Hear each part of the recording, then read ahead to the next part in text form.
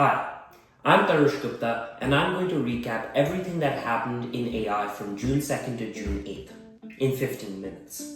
We'll do this by analyzing major labs such as OpenAI, Anthropic, and more. Let's get right into it. First, let's discuss OpenAI's Super Assistant vision. OpenAI recently leaked a strategy document that describes their ambition to transform ChatGPT from a simple chatbot to a life-integrated super assistant that can help with every single aspect of your life.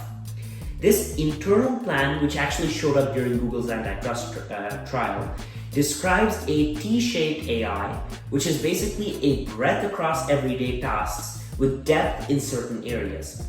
And this could do anything from plan your vacation, to schedule time off for you, to set up a dinner reservation with your friend.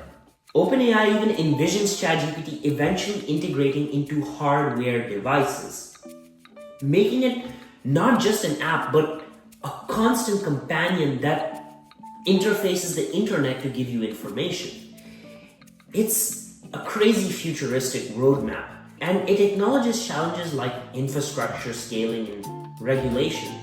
If this ambitious undertaking actually turns out to be the case, I wouldn't honestly be super surprised, but I would be curious to see how an invention like this would impact daily lives. In addition, ChatGPT is getting more hands-on with files. They became a lot more handy for office workers. They announced new features for ChatGPT that reads and analyzes files from services like Google Drive, Dropbox, and many others. In practical terms, you can now ask ChatGPT questions about data that are in your spreadsheets or lengthy documents that otherwise, let's be honest, nobody's actually reading. For instance, you can ask ChatGPT what your Q1 revenue was last year, what are the biggest scale motions of your top 3 biggest clients, you name it, ChatGPT will be able to index it from these documents. Currently, these features are being targeted at ChatGPT team and enterprise users, but at some point, everybody is going to be able to integrate their doc. It's going to be interesting to see how ChatGPT starts to compete against Notebook LM, a podcast-based product where you can integrate context from your Drive or other Google Suite applications to create podcasts that you can easily consume. Let's move to the intersection between Microsoft and OpenAI. Microsoft dropped a fun new tool in the Bing mobile app, a text-to-video generator powered by OpenAI's Sora video generation model. Now, there's been a shift from just images or text. There's slowly becoming video-audio integration that's coming with models like Sora and many others. Many people, I'm sure, have seen the videos online of these AI people in crazy situations. Rendering is mixed speed and sometimes it's very cartoonish, but it's certainly a step in the right direction. And it's interesting to see how Microsoft has integrated OpenAI products into their workflow and to see if that relationship is going to continue in the future. Google had a pretty understated but significant release. They have an app called Google AI Edge Gallery that lets you download and run AI models on your phone, no internet required. This kind of went under the radar in my opinion, but I still think it's pretty cool.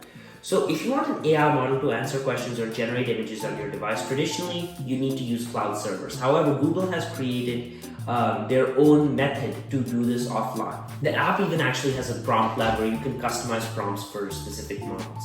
This is consistent with what ChatGPT said in their leaked strategy memo, where Gen AI is slowly getting off of the internet and coming onto our hardware devices. So what's going to be interesting is to see who wins that race, Google or OpenAI, and also to consider what Apple's role in all this is, because they are, in my opinion, the dominant hardware company out there other than Nvidia, but that's not consumer facing. Google is iterating faster in Gemini and they're putting stuff into Google Workspace. They're putting Gemini models everywhere and they're using their distribution channel, which is honestly something that major model providers other than them don't really have.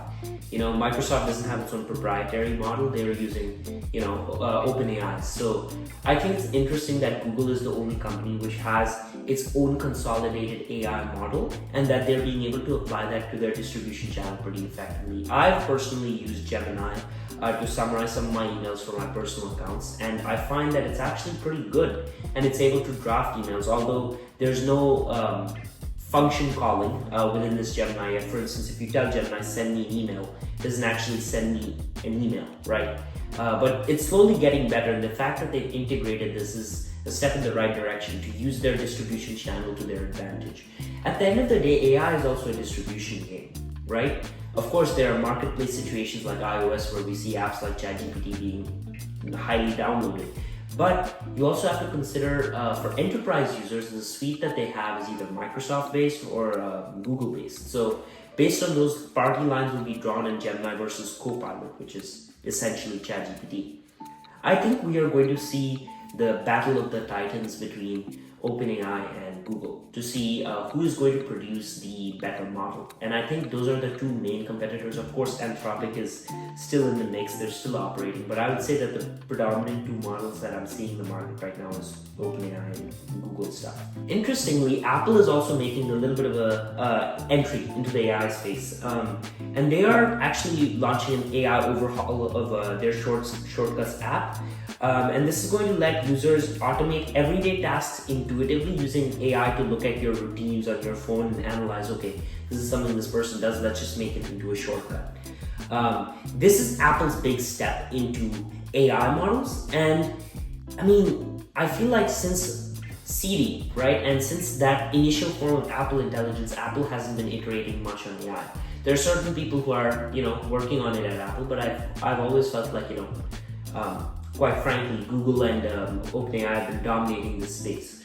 So it's going to be interesting to see how Apple natively deploys AI, and are they going to host an AI ban on Google and OpenAI? I mean, technically they can't even do that because of antitrust violations. But it's going to be interesting to see how they develop their model, because quite frankly, they're pretty late to the race. But it's not just product news that happened this week, and I think that's pretty interesting. An AI doctor actually outperformed human doctors recently, and I thought that was interesting. Google DeepMind actually announced that their MedAI system outperformed physicians in certain diagnostic tests. So this system is called AMIE, or Articulate Medical Intelligence Explorer.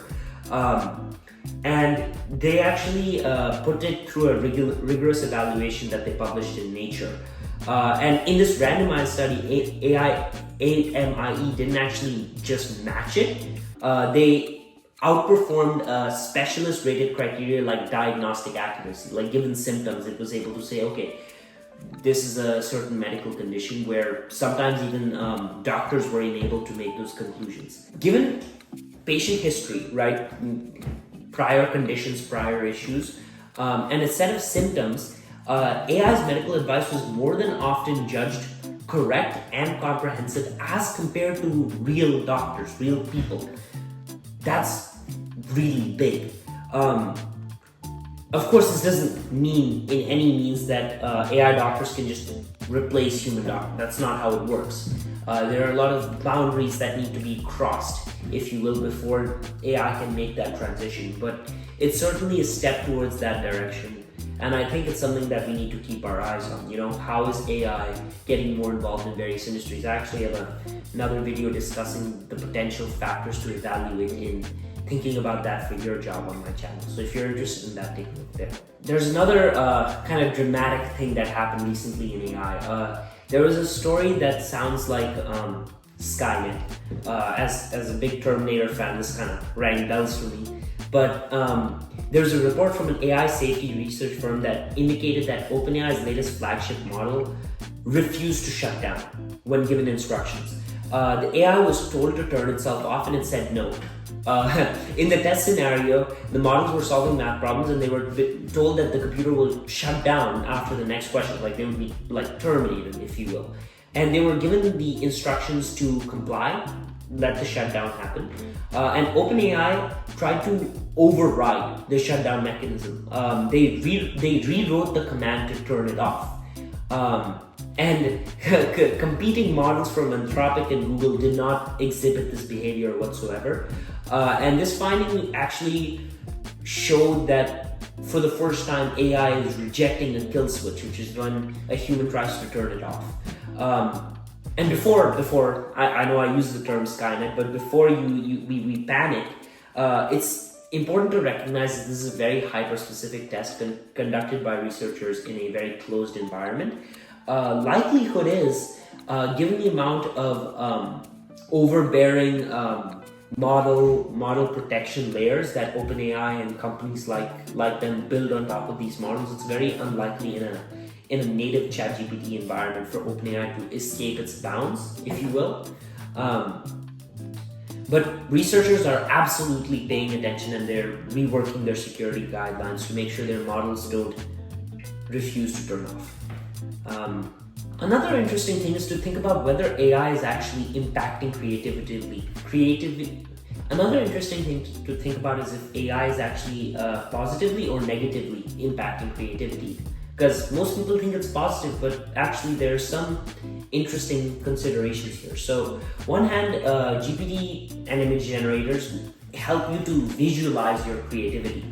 But there are some articles that are saying that optimizing for efficiency in the average result, GenAI might actually close down your range of ideas and lead to more homogenized and mediocre outcomes. Basically, if everybody's relying on similar AI assistants, we might all be getting more similar.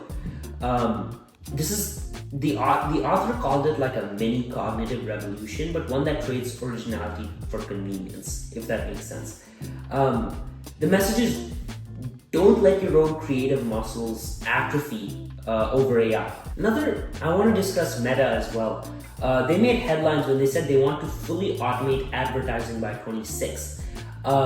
Meta is one of the biggest advertising companies in the world. It's Facebook ads and Google ads. You hear that everywhere. And of course, younger social media platforms like TikTok, for instance, is starting to make a little bit more of a show. But I would argue that Meta and Google are the biggest two advertisers. So for Meta to say that they're going to completely optimize their highly complicated advertising platform by 26, which is literally half a year. Meta wants people to feed an AI a product image and a budget, and it will make the whole campaign. The system will create the copy, imagery, the video, choosing targeting criteria, placing the ads across Facebook and Instagram automatically. Like, there's no input from the human, no marketing people behind the scenes. You give the AI the product image in the description and it goes. And the budget, and it just goes. It creates everything for you. CEO Mark Zuckerberg said that advertisers want AI that delivers, quote, measurable results at scale. And Meta wants to handle the logistics while businesses just set the goals. This sounds exciting and terrifying to marketers and content creators.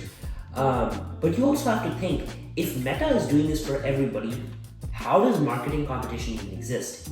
What are they going to do to maximize that? How are the products going to win from a marketing standpoint? I think that's going to be a very interesting question to ask, especially if Meta continues to expose this option in the future. Additionally, there's been a lot of talent shakeups in AI. Anthropic is on the hunt. Anthropic is on the hunt. They're poaching people from OpenAI. They're getting people from DeepMind at a really fast rate. So there's a study saying that an OpenAI engineer is 8 times more likely to leave for Anthropic than vice versa. And from DeepMind side, it was almost 11-1 in Anthropic's favor. So almost a one-way street of talent flying over to Anthropic. So Anthropic has gotten a lot of big names. So they've gotten a couple of OpenAI's co-founders, and many others are just like following. Why is this happening? Anthropic's focus on AI safety. They're a big name in AI safety and ethos, and a lot of AI researchers, AI developers are very ethical people. So that could be one potential reason as to why everybody's flocking to Anthropic. Additionally, OpenAI is becoming a lot more commercial because they're partnering heavily with Microsoft, and some researchers prefer potentially Anthropic's vibe and mission. The talent migration is noticeable because in AI, people are everything. That sounds a little counterintuitive, but if you don't have the correct researchers, you don't have the correct developers, you don't have the correct people on your team, you're not an AI lab anymore. You're just a subpar model. So to have the best talent in the industry is critical for these big labs, which is why I find it very fascinating. So yeah, that's this week in AI. See you next week.